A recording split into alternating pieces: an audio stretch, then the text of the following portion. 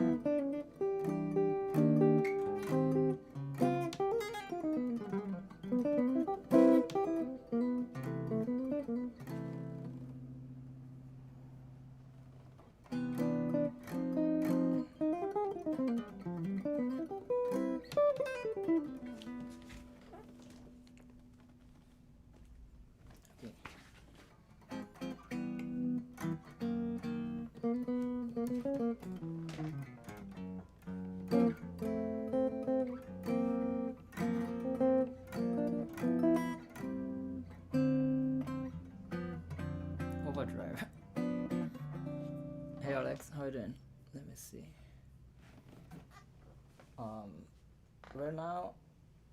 Right now, I'm using this FM3 preset. I mean the preset I made, and a drive. I don't have a drive here. Let me see. Edit.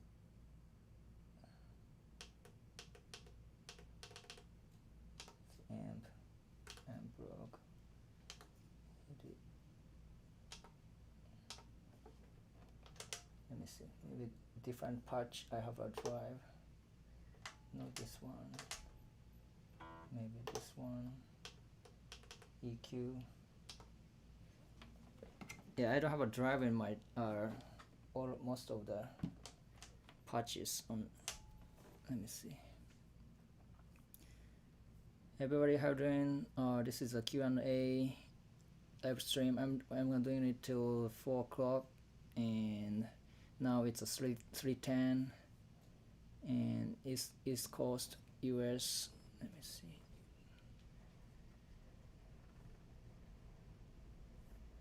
And yeah, let me turn off the audio.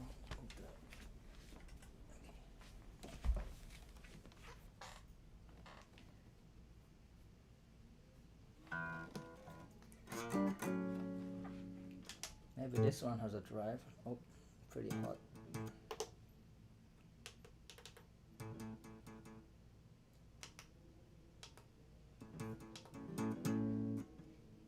Layout. How can I even turn on the overdrive?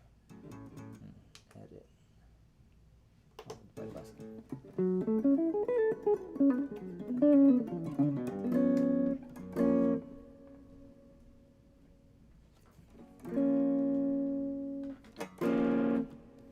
Can you even hear it?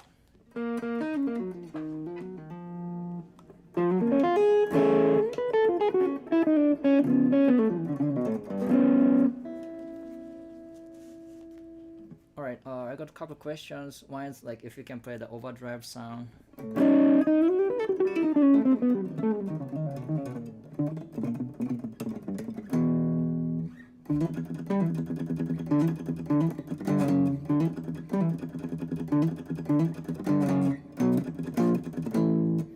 Man, that's like a Megadeth Holy Wars. I used to play when I was in high school. What is the best way to get into playing jazz? Sidma Hamak. Listening to the older records, like when I started trying to get into jazz, there's this CD rental shop in Japan. And hi from Indonesia, Luis. Hey, how are you? Alex, Symphony X. Yeah, Symphony X. That's the great stuff. So when I got into jazz, there's this CD rental shop in Japan. That was like right around 2005, and I was able to like rent maybe two, three albums a week, and I just I wouldn't yeah welcome to the chat, and yeah I used to rent two, three albums um at a time, like every week, and and I didn't know much about jazz, so I rented all the CDs that was recommended in the shop, which was like Art Blakey, and for the guitar, Pat Metheny, Pat Martino, Wes. Um, so if you listen to all the guitar players, then you start figuring out which guitar sound you like. Some people like Wes more, some people like more like fusion stuff, Pat Metheny, John Scofield, Mike Stan, and listening is a big part, I think. Yeah, so if you listen a lot, you get more ideas, and yeah, and because there's different genre of music inside of jazz, um, or different. Basically, everybody is kind of different, and every artist has a particular sound and a taste, and they are also from, they are born in the 60s, they're born in 50s, or maybe 80s, and they grew up with in the background of listening to other music sometimes, and if the person listening to the music you also like, for instance, I came from the rock background, so I was listening to Mike Stan, who's also influenced from Jimi Hendrix and so on. So you can kind of get closer to jazz through those people. If you are not from jazz um, environment, then you can kind of get close to the people who, for instance, if you're from rock music, and then you can listen to people who listen to rock before playing jazz but still playing jazz. So that was kind of nice introduction. And on the YouTube, everybody, can you hear me all right? I'm wondering. Let me know. Let me know if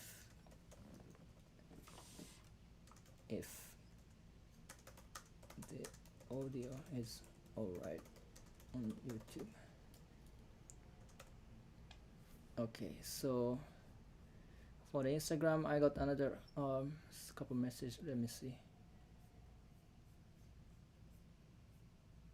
And okay, I think this is it. All right. So that rock riff I was playing, it's a Holy Wars or Megadeth, and yeah, from the Rust in Peace album. And what kind of guitar is that? So this is a Gibson L4, which is basically identical size and the shape with the ES-175, but the top is one piece instead of binded wood for the 175. So yeah, this is a L4 from like early 2000, and it's a CES, which means I don't know what abbreviation CES is, but they have two pickups built into the body, and the original L4 is, I think they can be the acoustic guitar without the pickup, and some people install the pickup on top of the body without digging the hole, which is like floating pickup. So that's the regular L4. This is the L4 CES. And hey Luis, can you play a little bit of jazz lick using Phrygian modes? Okay, interesting question. Phrygian. Yeah, let me turn off the drive for now. So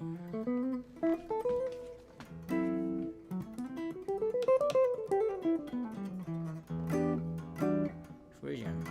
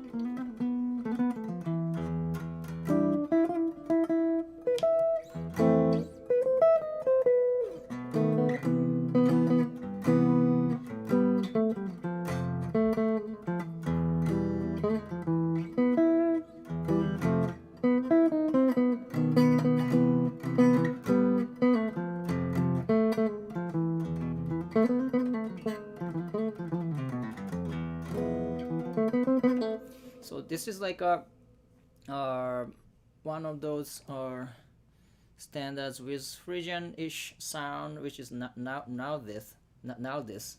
Ah.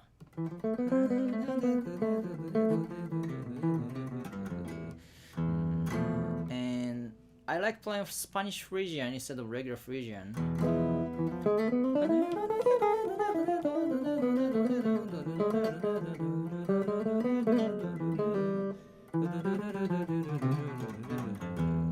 And if I kind of take the Phrygian part out of Spanish Phrygian, it can be.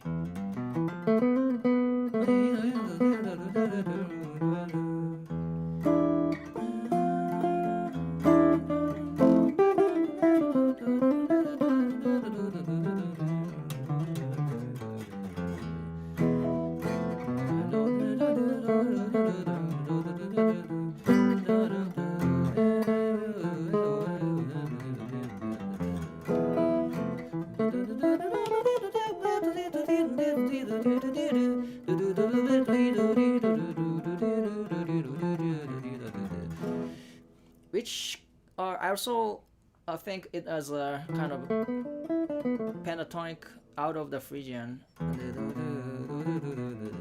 which is kind of similar to Japanese pentatonic mode. So it gives the vibe of the, yeah, it gives the feel of that Arabic sound, also like kind of ethnic. It's like Arabian jazz, Arabian night jazz. Yeah, that's a cool way to describe it. And Deborah Cohen, yeah, thank you for the comment on the YouTube. That's good to know. So I'm doing the live stream on the Instagram and YouTube, and let me get both windows right here so I can read everybody on time.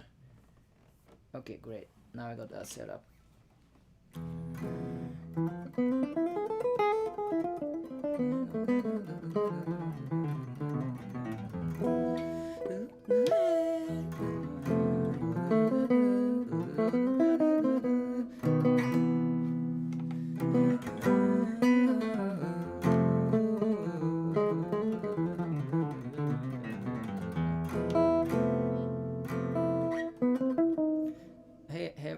Hey MTV, how are you doing? Avery. Yeah, so this one is Now This by, I think Miles Davis wrote it. Bill Evans played it a lot as well.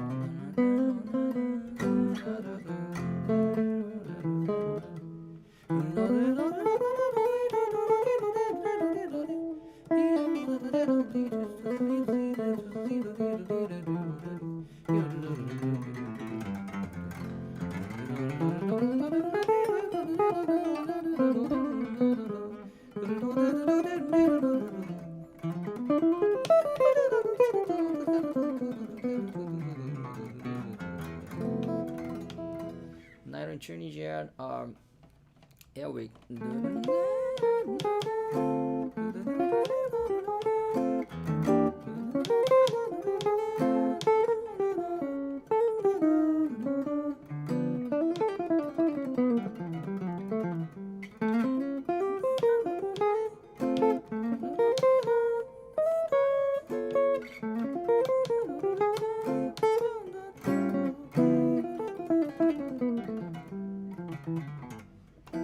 Thank you, Jan, on YouTube. Thank you. And Lotus. What is Lotus? Avery. There's a couple songs about the Lotus. I mean, there's one I know is Lotus Blossom by Duke Ellington and Billy Strayhorn, and also Flying Lotus has some great stuff. Lotus is a band. Yeah, let me know what it is. Hi there, I like your thoughts. I practice a song of yours since a while. Oh, thank you. Great to hear that. Yeah, I see everybody is like save the tabs and reels on Instagram. I sometimes like thousands to couple thousand people saving it, but I couldn't tell if anybody's actually playing or not.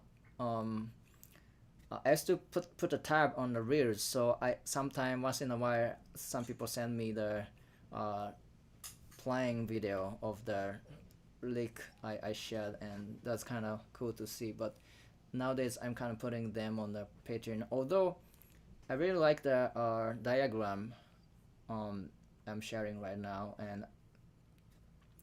and Jan, are you playing C major scale or E Phrygian? So yeah, I was playing E Phrygian, E Spanish Phrygian scale.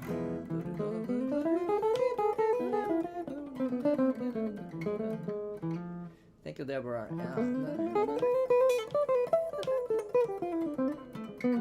So some people told me that some people told me that if when I was playing that Spanish Phrygian, some people told me that's a C bebop scale, and I was like, oh yeah, that's right.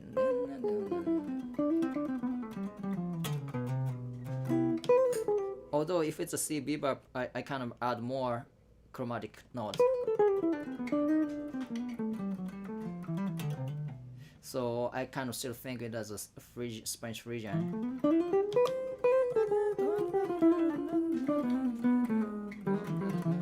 Although I like to add more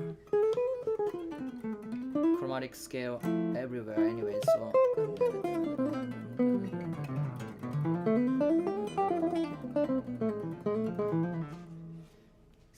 since 2 months I follow your account in YouTube. Oh, thank you. Yeah,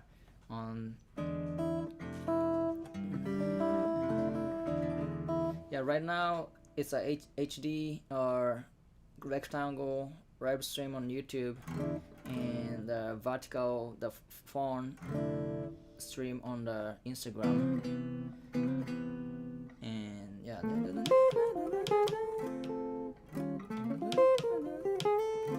Exactly, yeah, with the approach notes for the E Phrygian or C bebop.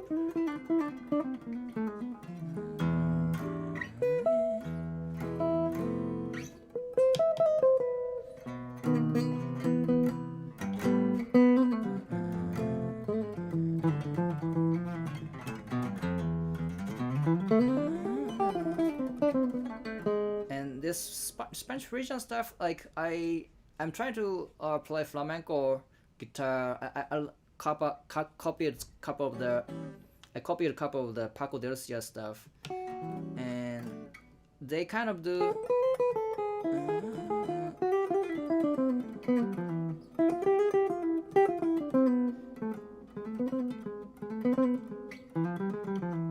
Yeah, they have kind of sets of this. One is like the other is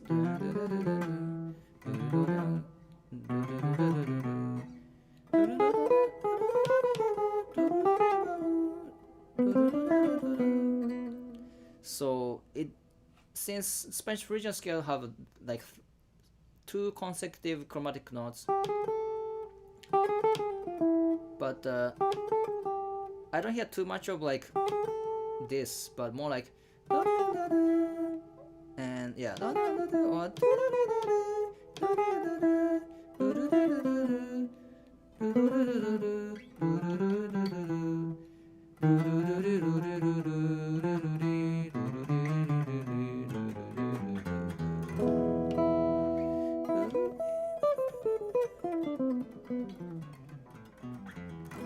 Chiron. Thank you. Yeah. So can you outline Spanish Phrygian? The Spanish Phrygian for E is like E F G G sharp A B C D E. Regular Phrygian is like, yeah, let me use this box area. E F G A B C D E. This is basically a C major scale, right? So Spanish Phrygian we can use G sharp as well. Mode of harmonic minor. It's if you so this is the mode of harmonic minor. This is A minor harmonic minor.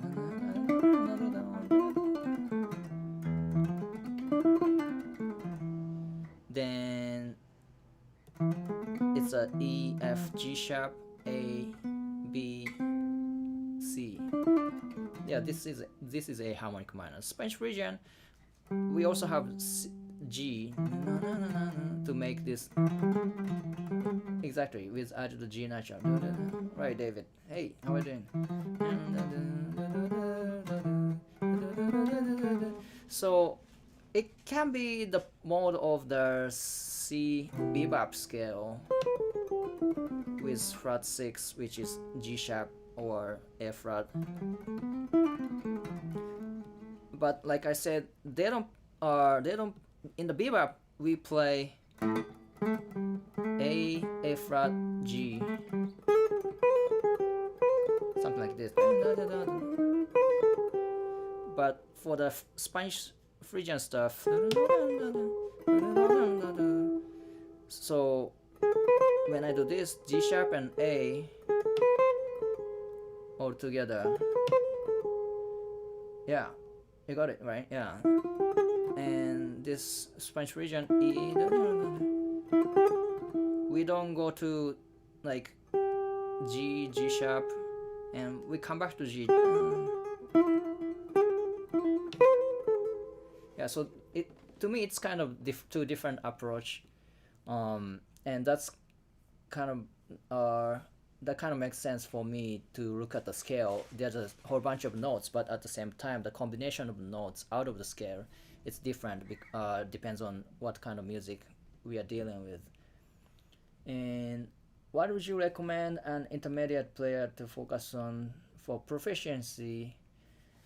So, good question.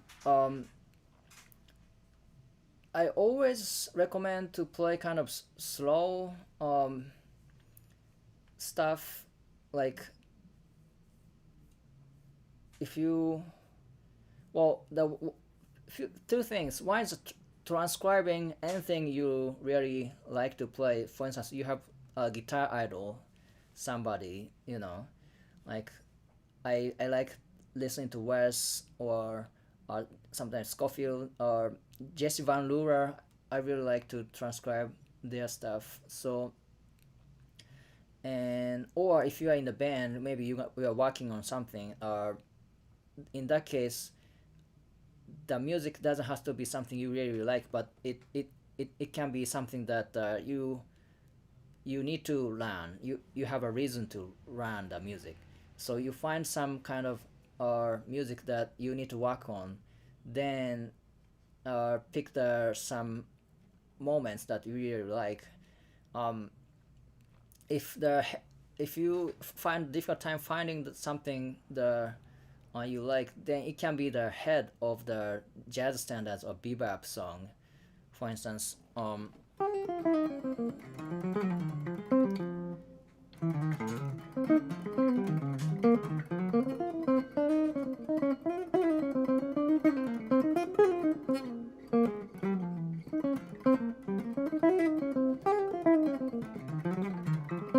it's a Donnelly, right? So, okay, I wanna study Donnelly a little bit. Then,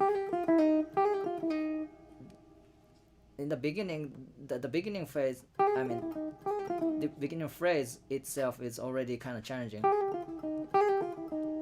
Then, I kind of explain this a lot of time. I put the metronome on the 40, and let me see. This one goes to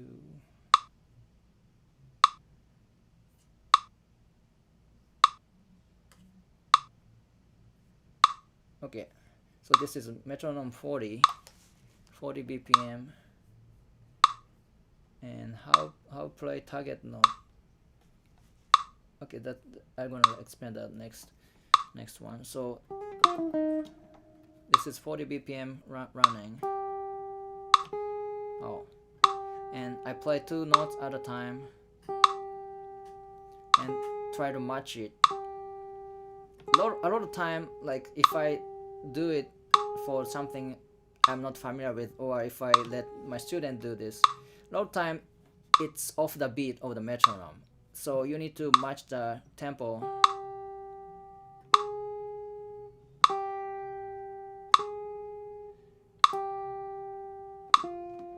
Two at a time. So the next combination is this one, and I was rushing already.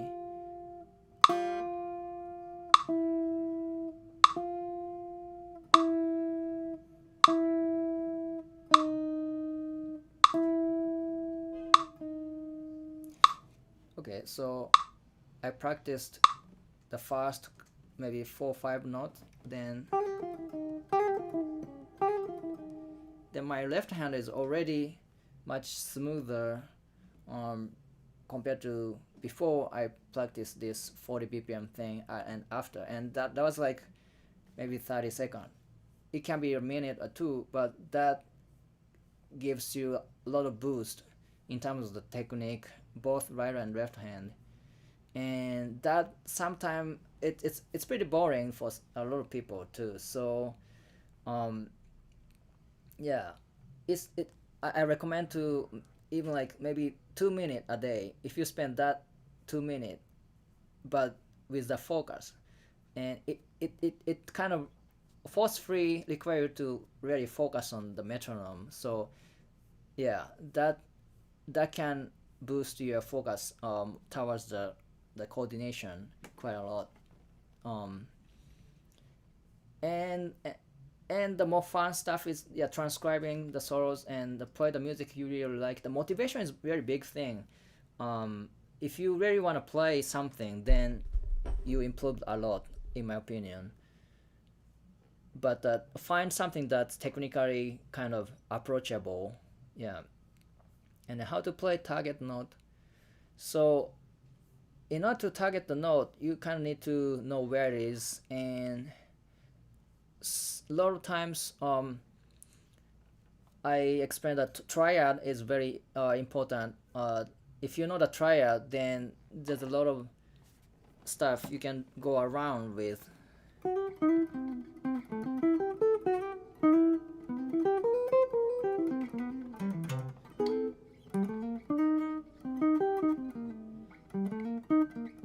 But yeah, if you like doing our exercise and stuff, yeah, the triad, working on all the triads. For instance, this is autumn leaves.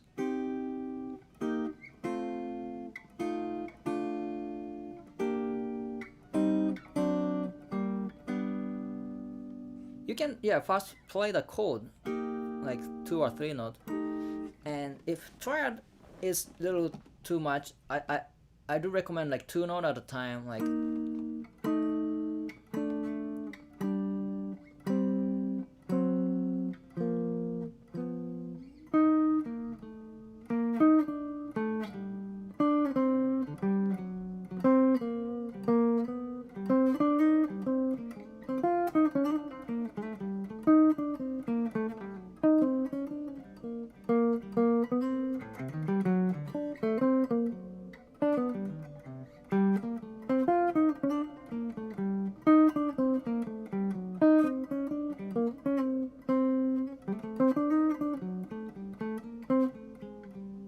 I kind of expand a little bit, but the idea was trying to follow this target note.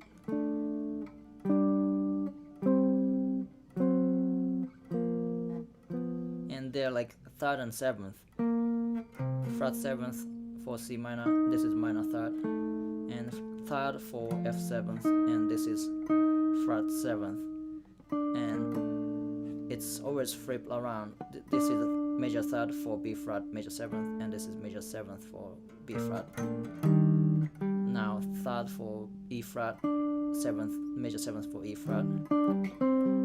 This is third for A minor, flat seventh for A minor, and so on and so on.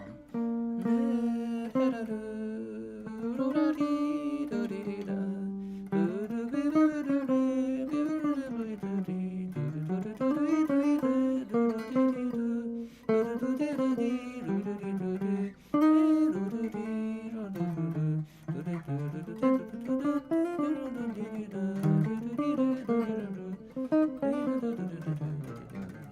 David, do you play legato at all? I do love legato.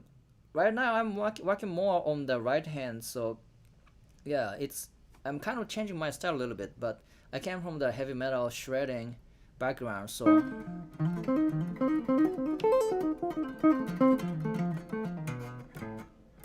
still this is a big box body, so it's a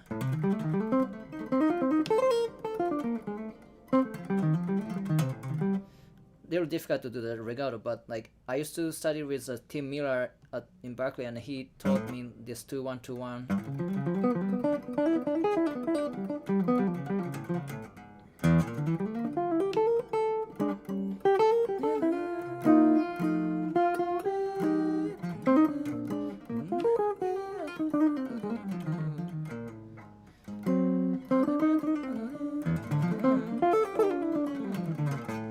This, yeah, I kind of consider this as a regato playing.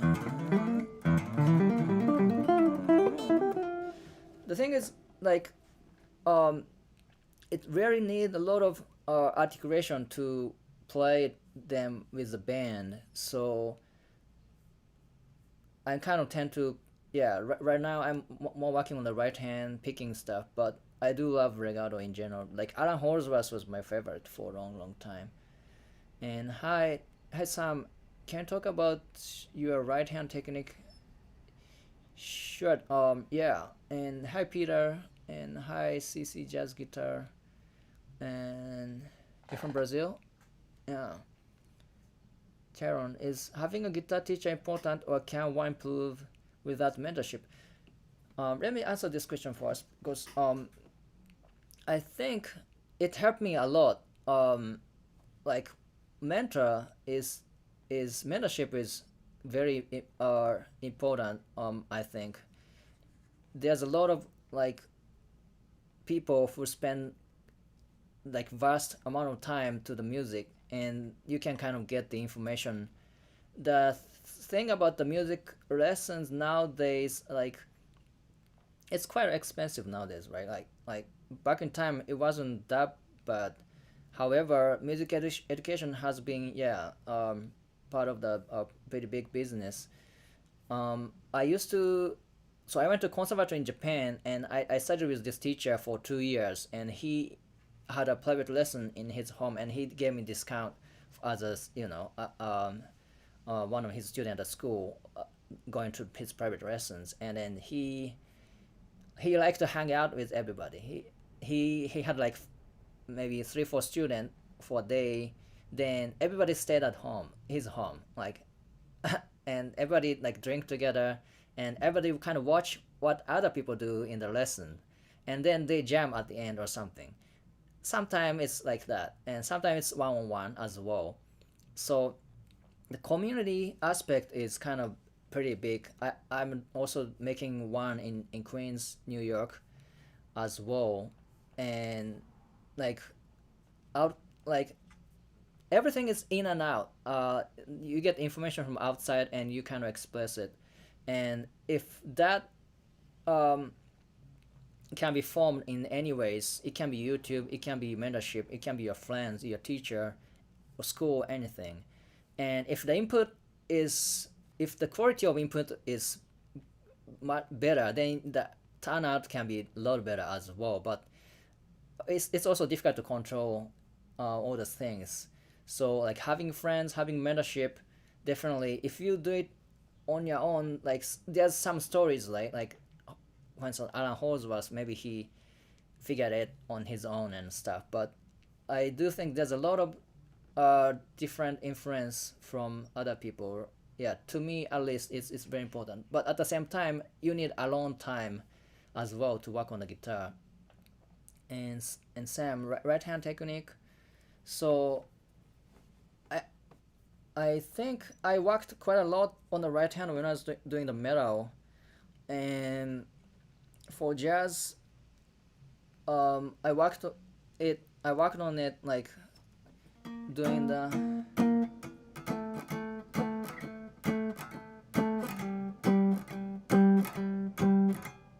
Freddie Green style. Man, I really love this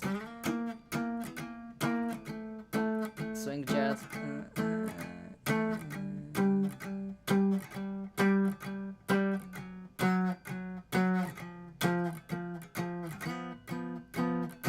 And then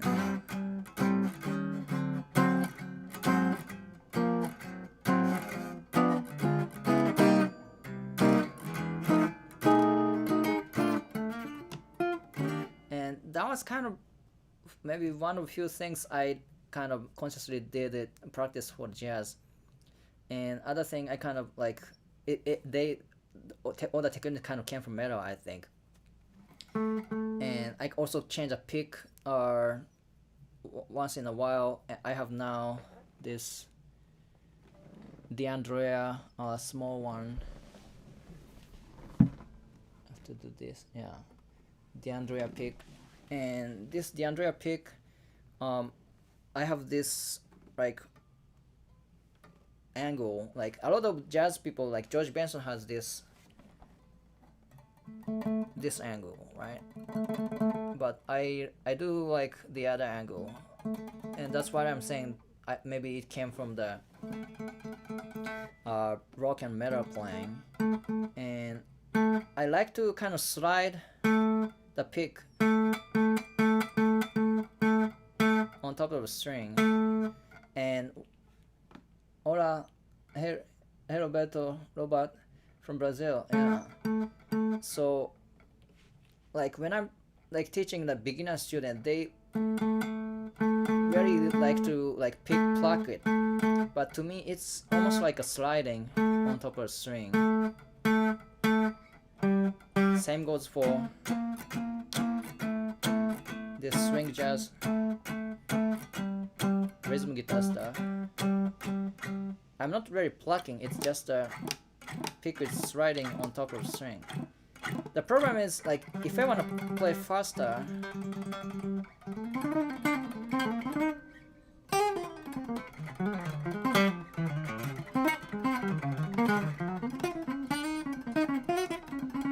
then I need a little bit different focus. But I kind of gain, I try to gain the technique by practicing very slow. Marcio from Brazil as well. Awesome, yeah. So yeah, that's kind of my right hand approach, and I'm trying to improve it. Like yesterday, I was working on the Caravan. My band just recorded the cover of the Art Blakey's Caravan recording. Yeah, Sam. Hope it helps answer the question a little bit. And I'm trying to like learn more about what I'm doing in terms of right hand. I'm working on it. I was playing the Caravan cover of the Art Blakey band, and they play very fast tempo, and I was trying to keep it up. And there's this line.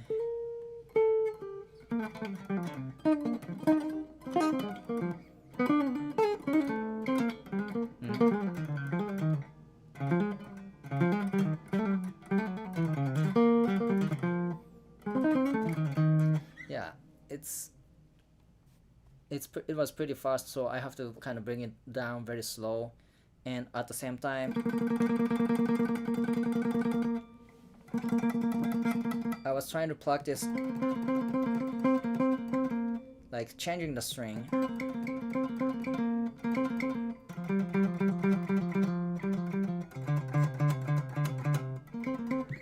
Stuff like that. And what scale can I use for bossa nova improv? Bossa nova, like, it's for the improv, I think it's kind of similar to jazz.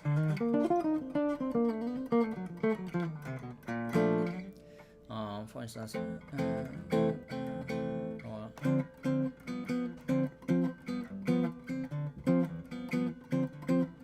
If you want to make up this like instant bossa nova groove, I mean, hey, how you doing? There's a lot of people from Brazil watching, so I'm kind of hesitant to fake it, but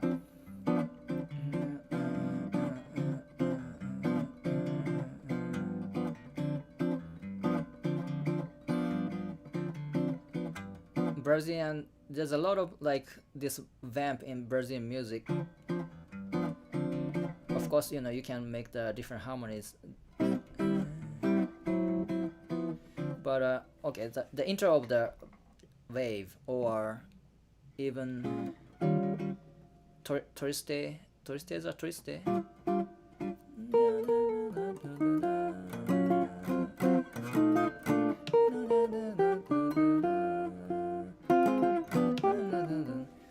They both has this minor and 2/5 progression, like where with D minor and G7, and which is like Dorian.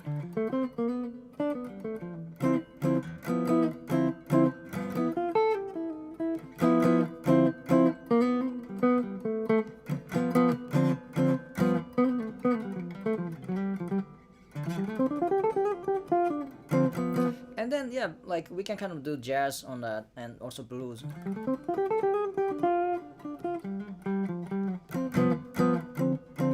Yeah, thank you, Touriste. Yeah, that was Touriste.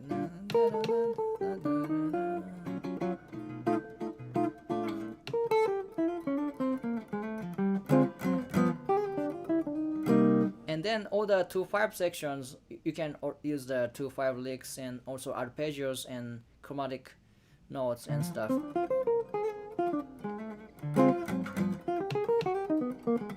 Hello, here from Argentina. Yeah, Facundo. Yeah, how you doing? Just want to ask you about John McLaughlin. He inspires your jazz fusion playing? Yeah, interesting question. McLaughlin, like at one point I was listening to like in a silent way. That was kind of my favorite, like McLaughlin, Miles Davis experimental music for certain period of time, and I do like John McLaughlin from that era where he did a lot of improv stuff with Miles Davis. So I think I got some influence from McLaughlin in terms of that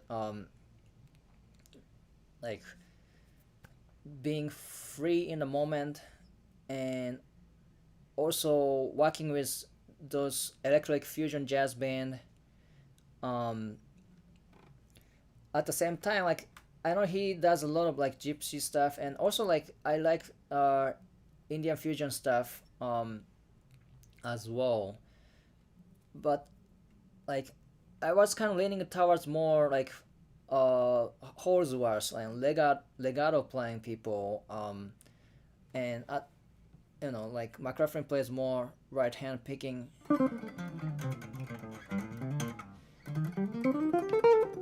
which is very cool and useful. I kind of like copy his feel when I think it fits to the band, but personally I like to do it more of the legato way. So yeah, do you like McLaughlin?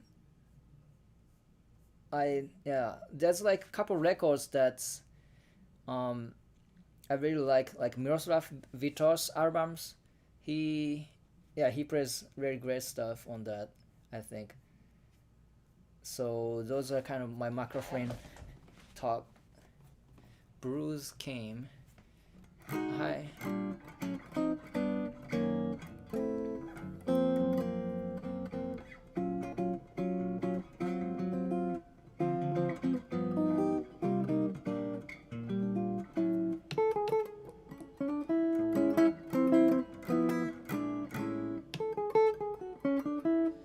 It's interesting that like if I play like bossa nova stuff on the nylon string, I like open string, but on this jazz guitar, my pleasure, yeah. From musicians living jazz licks.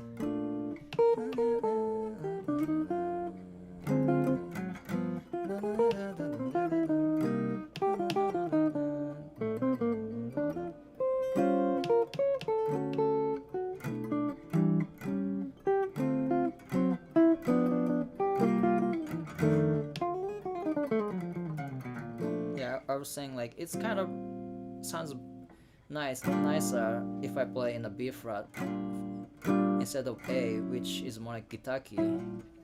This is a Thursday.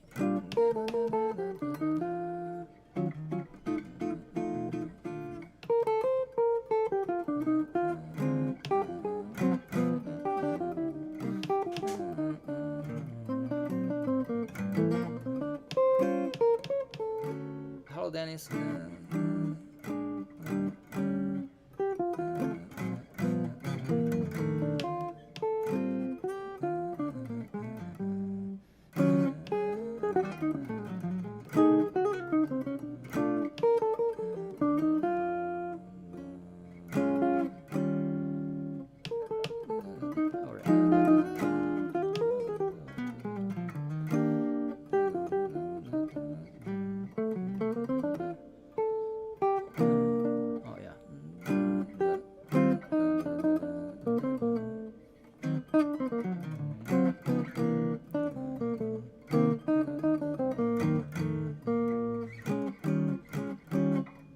How long have you been playing jazz for? It's been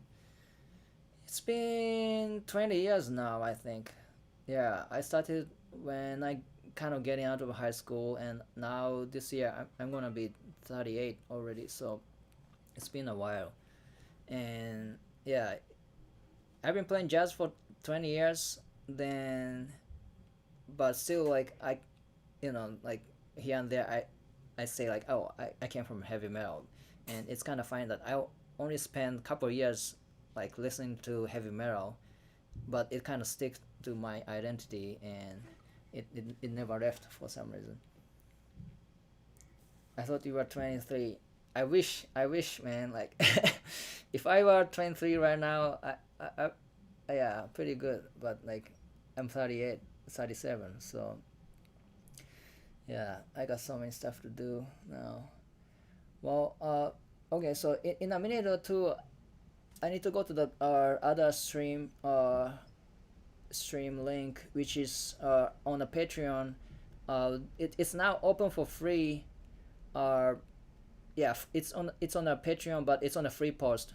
So if you have more questions, please come to the Patreon, and you don't have to pay anything. It's just there's a there's a link post on the very top page of the Patreon, and if you join, and there's a free post, and if you click it, you can see this another YouTube link again. But yeah, another question. Please contact me, friend. My friend Gunther Ishii. He's also a great jazz guitar player. Thank you for your life. Chris Kritos Gunther Ishii. Let me see. Will do. Is he in Japan, or where does he live? Yeah.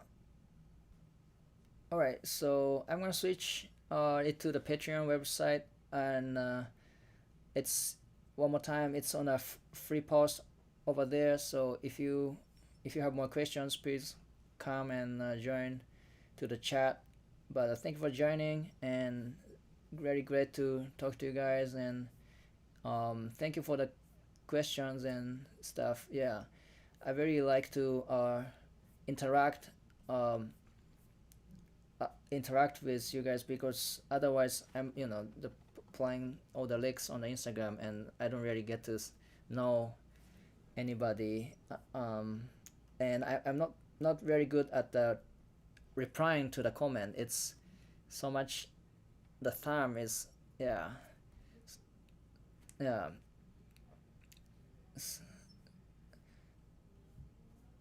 So if I do a live stream, it's to me it's better to yeah, talk and read the comments as well. All right, so I'm gonna switch, but yeah, thanks for joining, and I see you. I hope to do this one consistently. So stay tuned, and I see you in the next time. And yeah, come to the Patreon page. It's a free stream link over there. Continuing this